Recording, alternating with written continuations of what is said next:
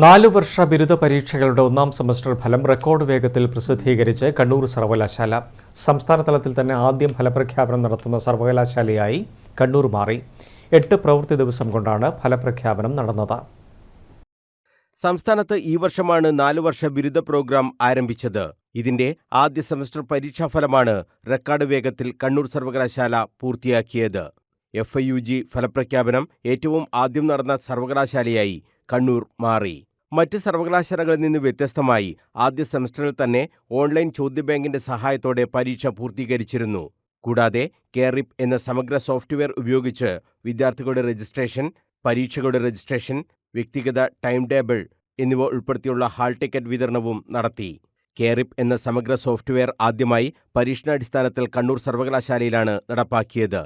പരാതികൾ ഉയരാൻ സാധ്യതയുണ്ടെന്ന് കണ്ട് KRIP ഉദ്യോഗസ്ഥരും IT ജീവനക്കാരും ഉൾപ്പെടുന്ന പരാതി പരിഹാര സമിതിയും സർവകലാശാല കേന്ദ്രീകരിച്ച് പ്രവർത്തിച്ചിരുന്നു. ആദ്യഘട്ടത്തിൽ ഉയർന്ന പരാതികൾ സമയബന്ധിതമായി തന്നെ പരിഹരിച്ചു. KRIP ഉപയോഗിച്ചതാണ് റെക്കോർഡ് വേഗത്തിൽ ഫലപ്രഖ്യാപനം സാധ്യമാക്കിയത്.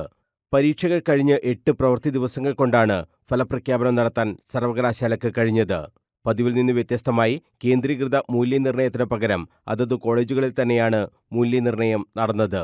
യൂണിവേഴ്സിറ്റി അധ്യാപകനായ ഡോക്ടർ മുരളീധരന്റെ നേതൃത്വത്തിൽ തയ്യാറാക്കിയ സോഫ്റ്റ്വെയർ ഉപയോഗിച്ചാണ് ഓൺലൈൻ ചോദ്യബാങ്കുകൾ തയ്യാറാക്കിയത്.